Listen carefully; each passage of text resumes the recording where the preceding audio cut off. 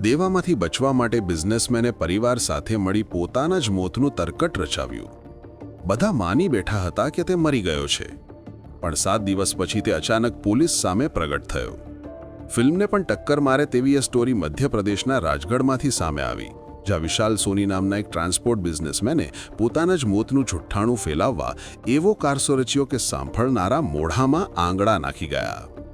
લગભગ 7 દિવસ પહેલા વિશાલની કાર નદીમાંથી મળી આવી હતી, જેના બાદ એવી ખબર ફેલાઈ કે વિશાલનું મોત થયું છે। જોકે મોતના 7 દિવસ બાદ તો વિશાલ મહારાષ્ટ્રના ફરદાપુર પોલીસ સ્ટેશનમાં હાજર થઈ ગયો।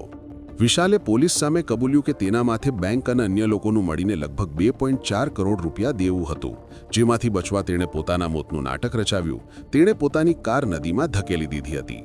પણ જ્યારે પોલીસે વિશાલના પિતા અને તેના 2 ભાઈઓની પૂછપરછ કરી તો તેમના નિવેદનોમાં વિરોધાભાસ જણાયો। પોલીસે તેમની કોલ ડિટેલ્સ અને ઘટના સ્થળની આજુબાજુના સીસીટીવી ફૂટેજની તપાસ કરતા માલુમ પડ્યું કે વિશાલ નદીમાં પડ્યો જ નહોતો। પોલીસે પરિવાર પર દબાણ કર્યું તો તેમને મહત્વના સંકેત મળ્યા। આ દરમિયાન ગુમ થયેલો વિશાલ મહારાષ્ટ્રના ફરદાપુર પોલીસ સ્ટેશનમાં સામે આવી ગયો અને તેની કરતૂતનો ભાંડાફોડ થયો। ત્યારે આ ઘટનાએ હાલ સમગ્ર પંથકમાં સૌનું ધ્યાન ખેંચ્યું છે।